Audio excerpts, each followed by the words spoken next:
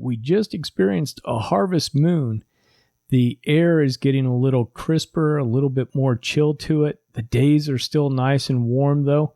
And this is the time when telling stories around campfires, around big dinners, around so many of the festivals and traditions that so many of us have at the end of the year is about to start.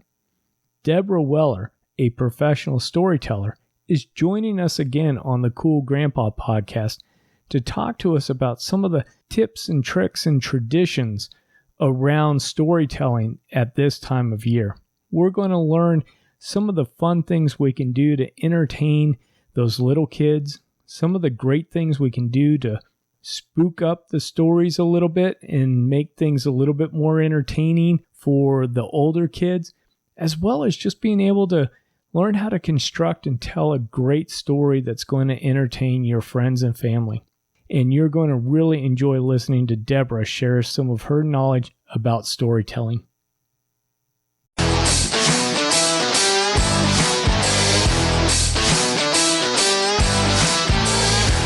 Hello and welcome to the Cool Grandpa Podcast. This is your host, Greg Payne, coming at you from Studio 12. This podcast is about being the best possible grandpa you can be, focusing on what it is to be a grandpa and how we can all share that experience together for our grandchildren.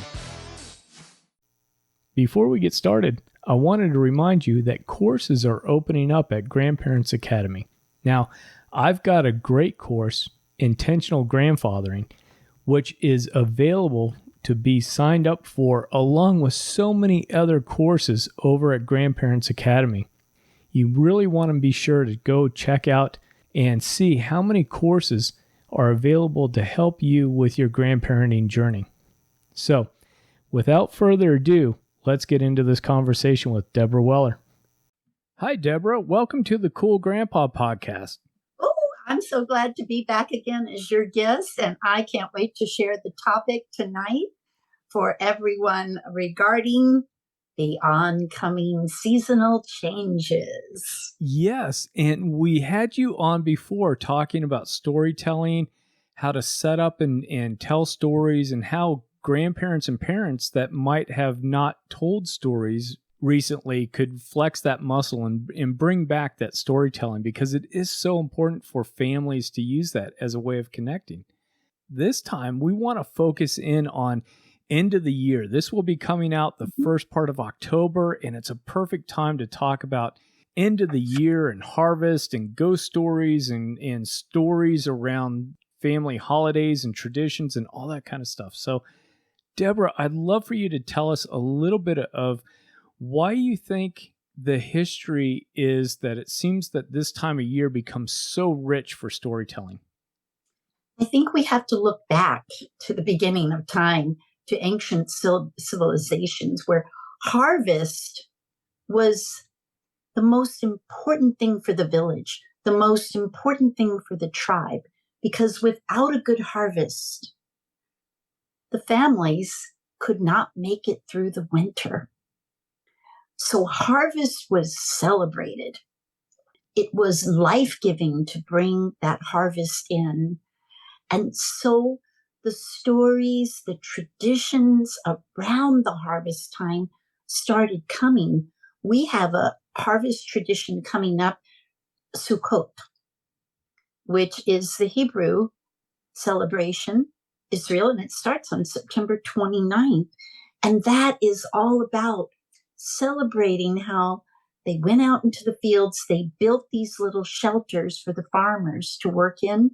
And so in modern times, people make a little sukkah in their backyards where they then celebrate the harvest by cooking the foods that are related to the harvest, the barley, the vegetables, and the baking of the bread. So I think bread making is also significant of this harvest time because the harvest of the wheat has been brought in and bread is the sustenance of life. Oh, sure. Well, just practically speaking, right? You need to cook that grain if you don't have a good way to prepare it. Otherwise, it'll just rot. So if you can turn it into bread that might store a little bit longer, you could put it in a cave, you could put it in a cool hole Mhm. that might be in the dwelling, whatever that is. So it makes total sense that this is a food preparation and getting ready for a period of time too when there isn't going to be as much abundance. There might be hunting trips, there might be some of these things, but well, we all know the flowers aren't blooming, things aren't growing, most things are dying off. So makes total Animals sense. are hibernating and it's harder to find them in the winter. And so they've already, dried the fish in ancient times, salted the fish, hung the fish up to dry. The meats have been salted and hung in storage, like you said, in a cold storage. So yes, it's a critical time, but it's also a fun time in our modern time of the world that these traditions have been carried out so that we can do the sacred part of the traditions as well as the fun part of the traditions. Oh, sure. And what are some of the other traditions and backgrounds that you've been able to discover as you've become a professional storyteller? Well, I think as a storyteller, I always do my research. I want to know, to be able to be more authentic in what I'm doing, but also to bring that information to the subsequent generations. So, one of the fun things that we have coming into the harvest season now, and I'll just read from Exodus because this is where it began.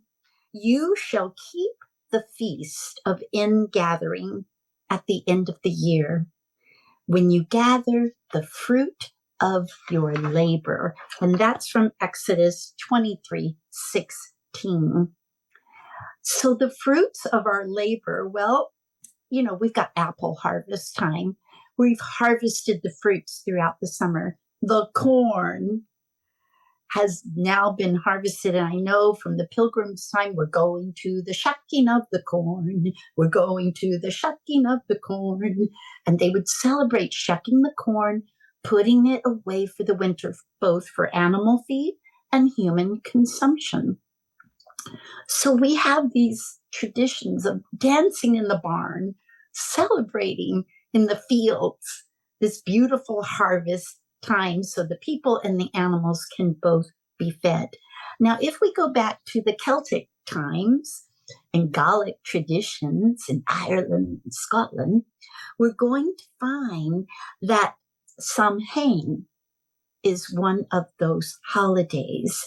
This is a celebration time.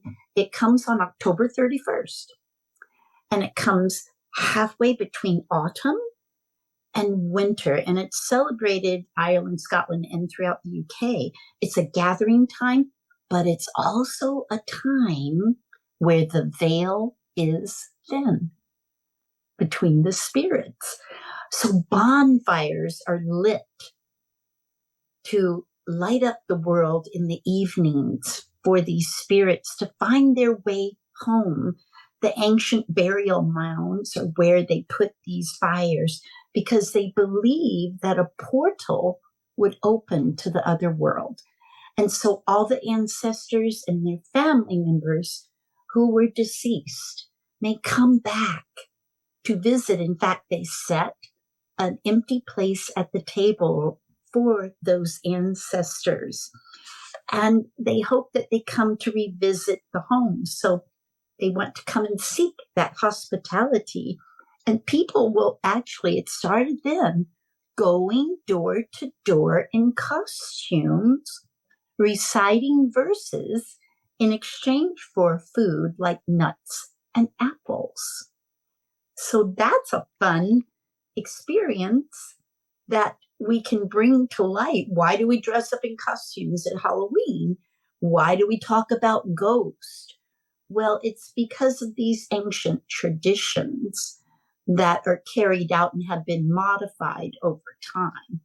Oh, sure. Well, and it's not just the Celts. I think a No. lot of other cultures have the Mhm. same kind of a theme around the fall and winter time about a thinning of the worlds and of either ancestors and good spirits and bad spirits and how you Right. handle both, right? And those just lead themselves to so many great stories. But I love the fact that as parents and grandparents, we can tie in some of these stories when the Mhm. little kids start asking us questions about why do we do Halloween. Now, most of them are focused on, I want my costume and I want, let's get the candy and the fun time and let's get going. But I think as they start to get a little bit older, maybe 9, 10 years old or so, you do start to scratch your head at some point and go, how did this all begin? Mom and dad didn't just make this holiday up for me.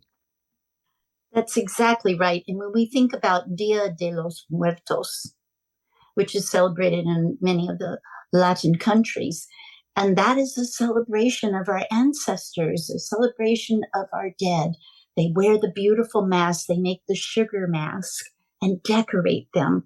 And altars are set up in the homes to honor the dead ancestors. So it's beautiful experiences in China, in Asia.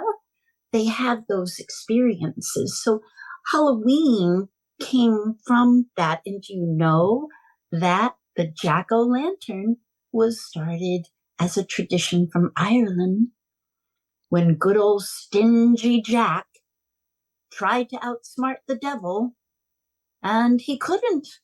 And the devil wanted paybacks because stingy Jack wasn't accepted in heaven when he died and he wasn't accepted in hell. And so the devil sent him out with some coal, and stingy Jack put it in a turnip. And his turnip became the lantern. And so our jack-o'-lanterns come from that legend of stingy Jack trying to outsmart the devil. And so in Ireland, they'll use turnips and potatoes decorated. Hence, when our settlers started coming over from European countries and the UK and the pilgrims, when they discovered they could grow pumpkins in America, it became the jack-o'-lanterns. Oh, that's awesome. And such a great story that we can take and manipulate. And like you were saying in the previous episode, being able to make it our own to tell the kids about why they're walking around with these plastic jack-o'-lanterns and what that's all about. What a great opportunity to sit down when you're carving a pumpkin, right, and telling that story. It is. And I think you also have to realize light, the fires, the bonfires in the Diwali, which is a festival that occurs in the fall around November. And that's an Indian festival of light. And it is celebrating all that is good in the world. And there's candles. You've got Hanukkah with candles, Kwanzaa with candles. And Kwanzaa is all about the harvest. And in that way too.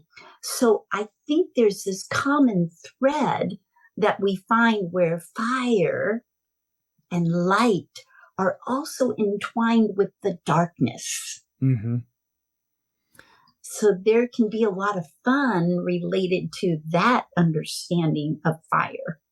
Well, and even as you're saying that, I'm picturing in my mind the tension between those two, right? A little bit like yin and yang, but you have fire and darkness. And so even going back to your Mesopotamian Greek mythologies, Roman mythologies, the battles between the gods and the deities of the underworld and the heavens and those kinds of battles also lend itself to this time period as well. In our Native American cultures, I found a wonderful bit of story there that autumn is a season of change. And we know that it's a season of change. And with that, I found this beautiful story about a bear, and it comes from a Canadian tribe. And it talked about how bear was being hunted down. And when they slew the bear, his blood dripped onto the leaves and changed them to red. And when they cooked the bear meat, the fat splattered and changed the leaves to yellow. And they do special dances in the Pueblo tribes where they welcome autumn and the harvest of the maize in there. So it's also in Native American tradition a good time for weddings, a time for change. Oh, yeah, it totally fits if you're thinking of that's the time of year for metamorphosis and for changing both, probably young women becoming married and young men becoming married and starting families and starting their own units. It lines up almost the way we think now, almost like spring weddings seem to be kind of this idea of birth and renewal and all of that. So I know with the Jewish traditions, also with Rosh Hashanah, the new year always falls in the fall season. We have that coming up in September.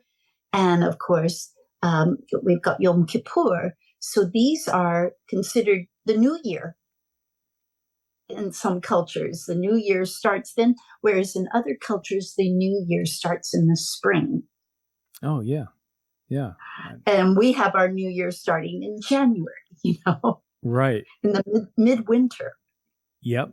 Well, and I think that gets tied in too for us about the idea of getting past that winter solstice and then the days starting to become longer. And so there's that idea of the birth of the sun god, if you want to go back to your Greek and Roman traditions, is that, hey, this is the start of the sun god coming back and giving you more daylight, more energy, more opportunities to grow things.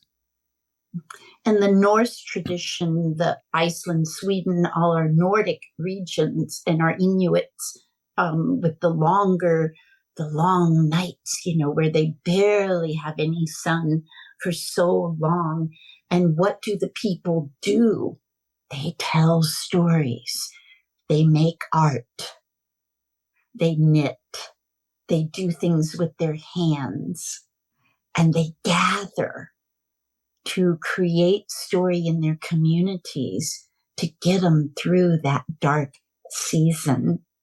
So storytelling becomes very powerful way of entertainment in the longhouses up in the Pacific Northwest, all over the Nordic regions too, from the time of our Norse gods and the Vikings, it was the long season. And so I think stories evolved to, number one, teach the children the pourquoi stories, also to carry on those traditions of what do we do to prepare for the winter? How do we put away things? The children are involved in the ancient cultures in the harvest. They're involved with all of that so that they can carry on those traditions to the next generations.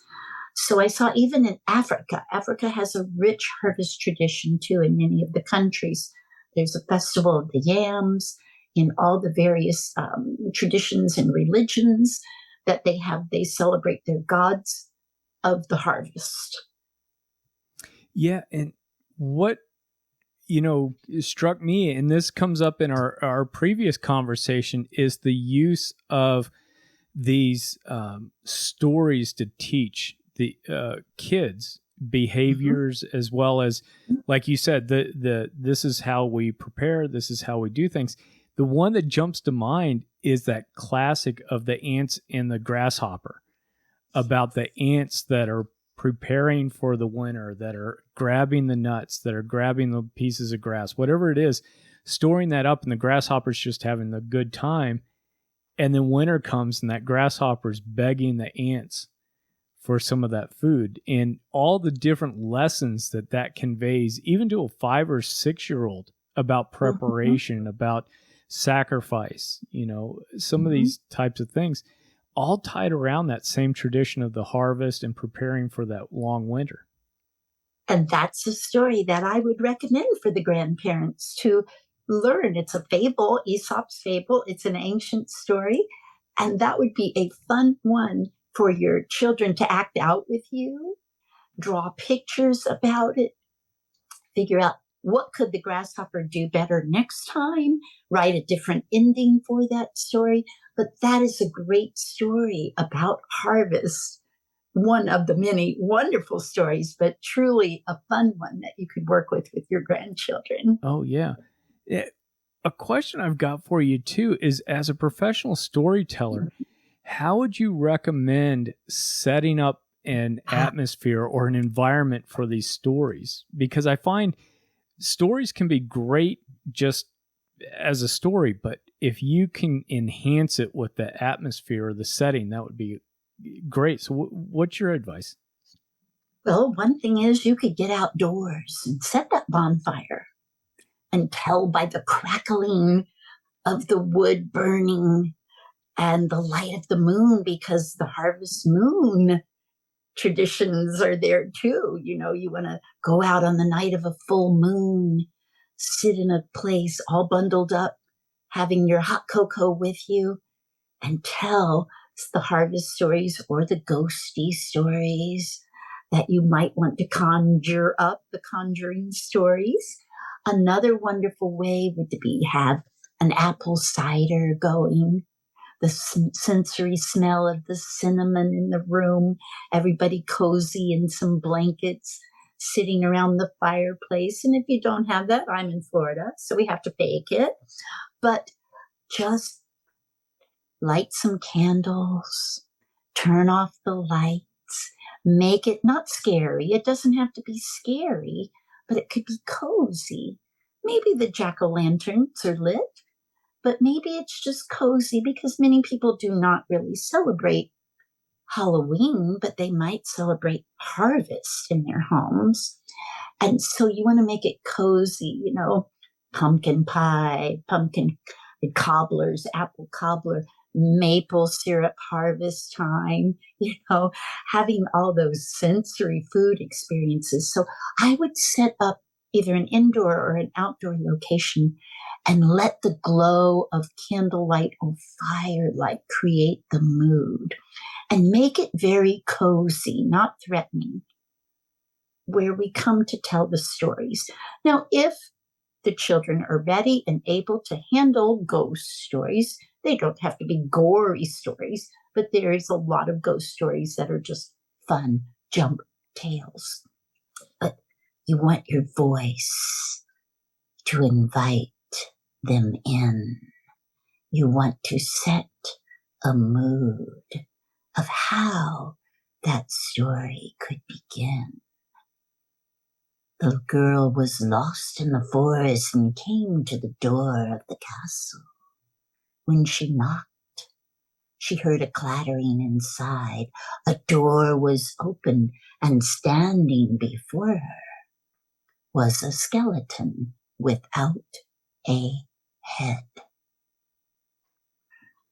That way, you create the mood, and you can teach the children to tell in that way too. And they will jump on it. I mean, they will literally want to play along. Oh, that's great advice. Well, and it also reminds me too that sometimes I think as we get older, we forget or we discount some of those early stories, that when children hear them for the first time, how impactful they are. And what jumps to mind is maybe one of the earliest, let's call it an American ghost story, or the Headless Horseman. Oh, yes. You know, and you can scale it up and down depending on the age of the kids, but that one, you know, really rich. Ichabod Crane in New England. Ichabod Crane, the Headless Horseman. That is a classic American tale from the Hudson Valley, and it's got all the elements of fear and surprise and the horse galloping, and so they can make the sound effects of that story. And we've got that pumpkin head being tossed, you know, and the fire that goes with it. So I think that is a fun when it's an American tale. And that one is a great story to create that tradition. Part of what we do as grandparents and parents is create traditions in our homes so that, like I guess we always thought, oh, The Wizard of Oz, we would watch that, at a certain time of the year. And now, you think, oh, let's look forward to the telling of Ichabod Crane, because the adults could start the telling, but then you hand it over to the children and let them enjoy that richness. It becomes like a family signature story that they could tell.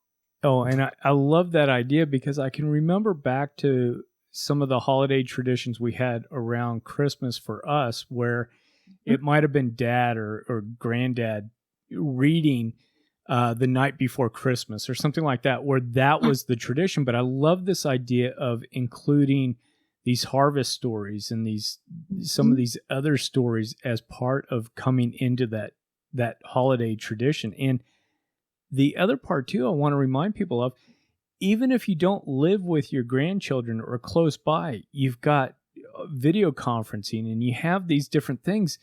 Go ahead and use that and create little effects and create stuff behind you that you can do these things so that it does become that tradition. One of the cool things that you can do if you're on video, if you turn out your lights, put a flashlight under your chin. It's the great Boy Scout fun, Girl Scout fun at campgrounds. And you put the flashlight under your face and it gives this glow. That's so cool.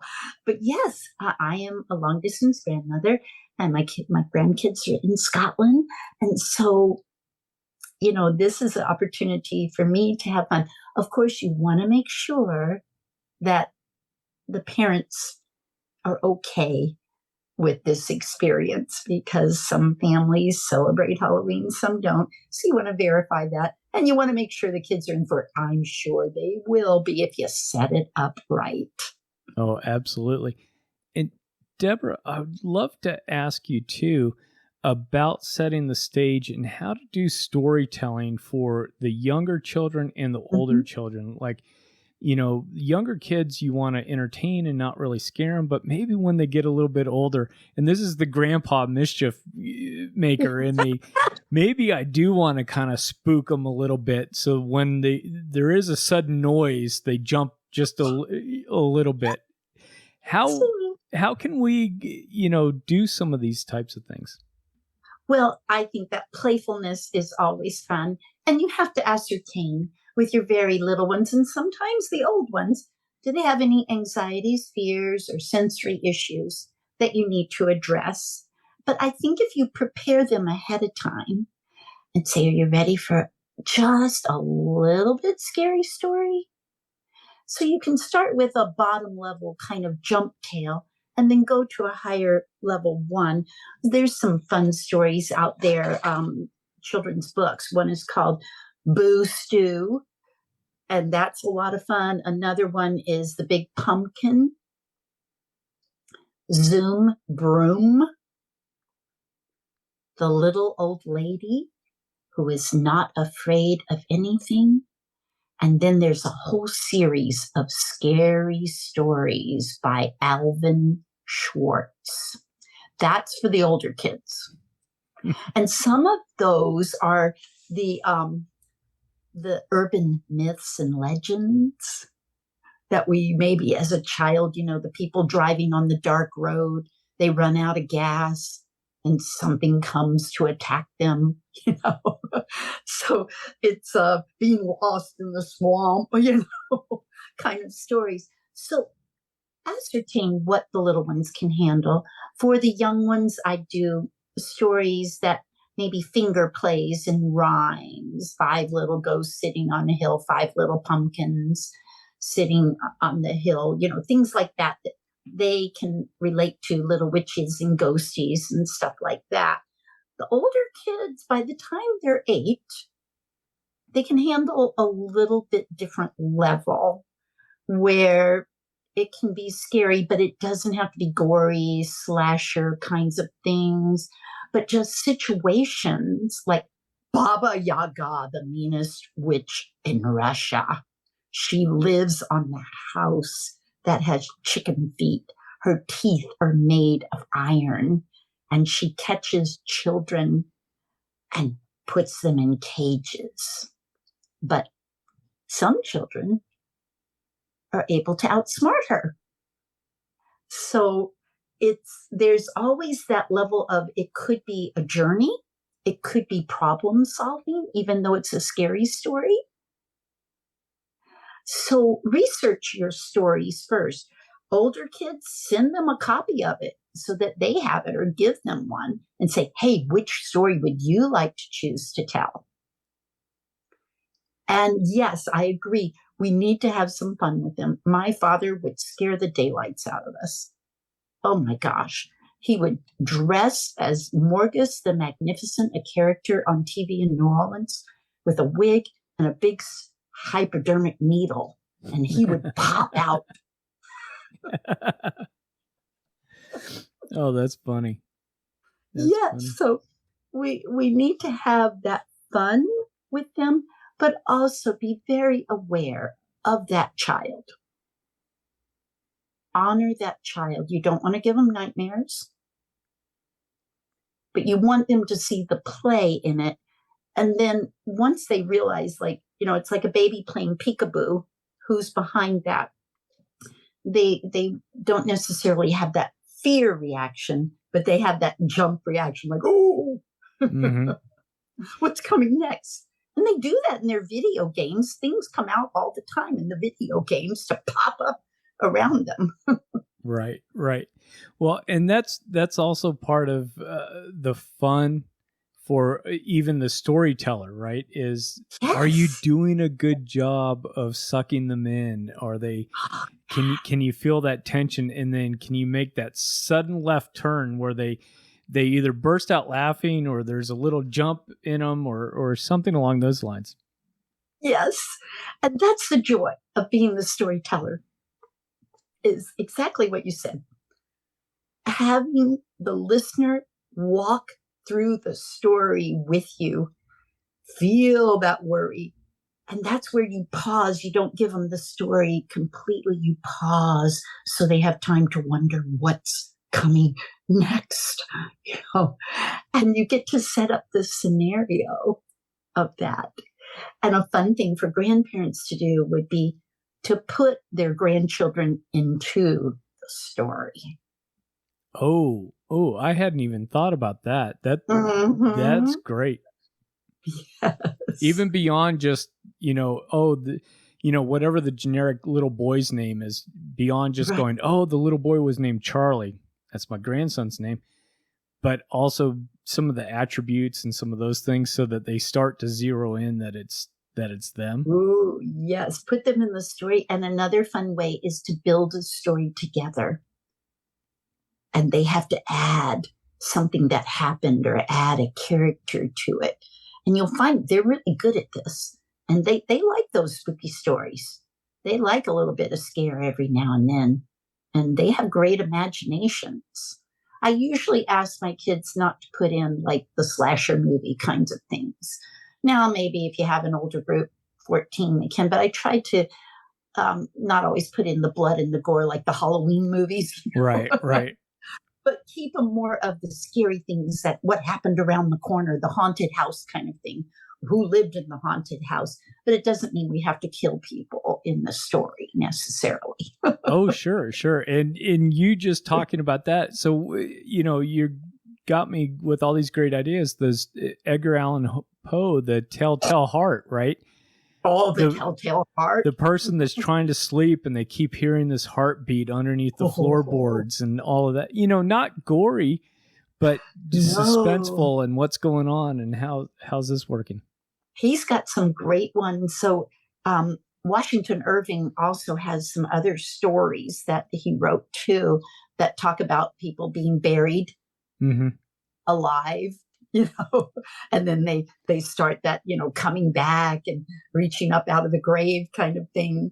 And then there's some really fun, silly Halloween kind of stories that you can do with skeletons dancing and in the graveyard. And So there's a variety of things. There's such a richness when you do, like, just go on Amazon and look for Halloween stories, and they have them leveled. And Scholastic Books also will have them leveled by ages. And you can find something appropriate. The older kids are ready for those deeper Edgar Allan Poe kind of stories. They're ready for that, the suspense. Mm-hmm. Like, it puts a little shiver in everyone's spine. Right. Yeah, and the old thing with him as well, the raven talking and nevermore. Right.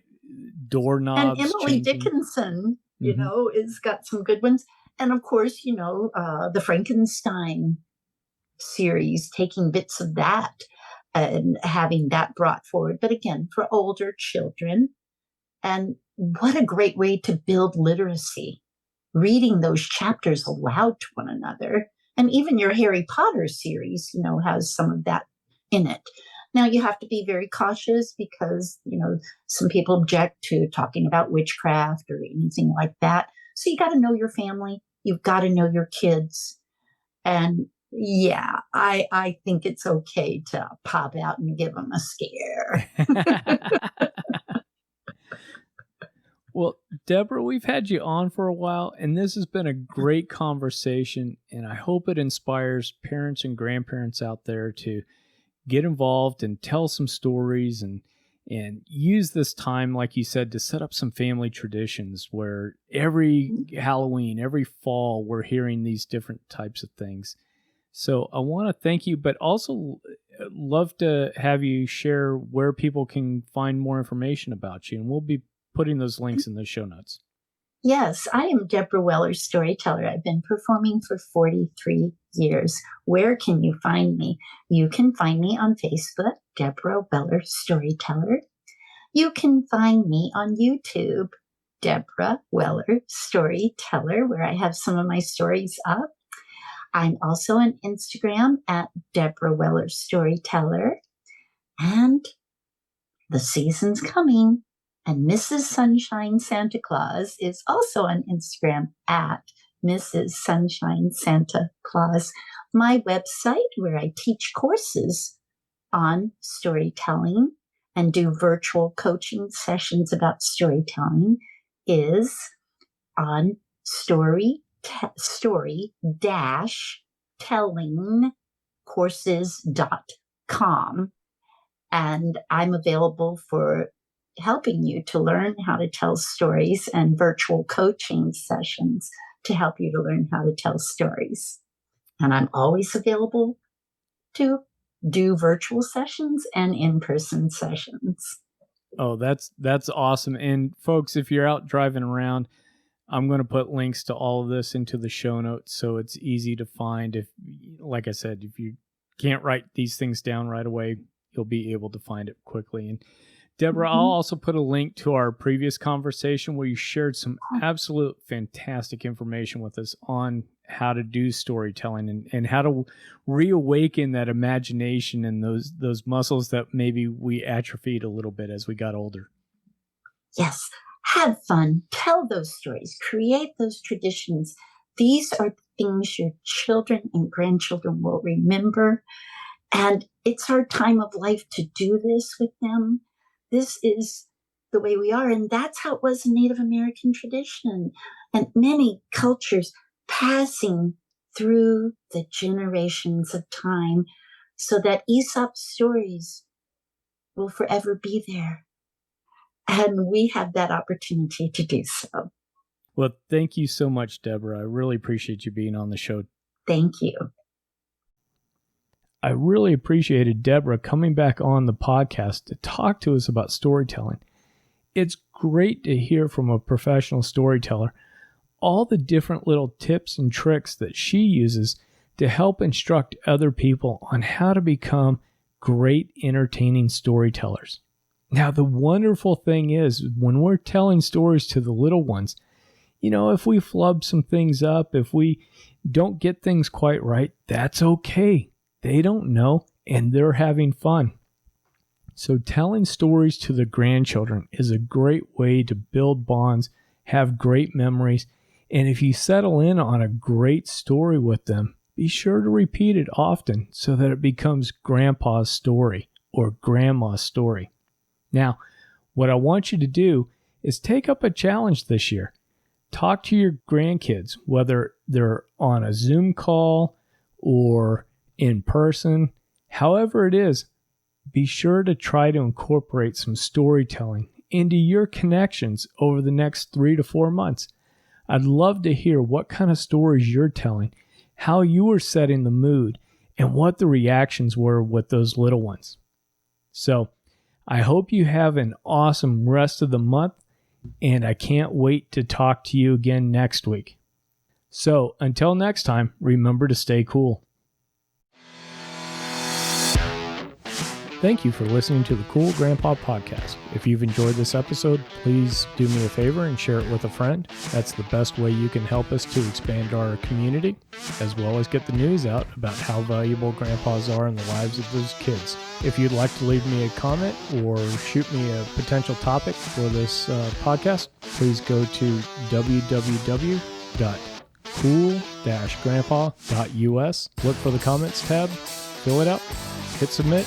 It's as easy as that. Until next time, remember to stay cool.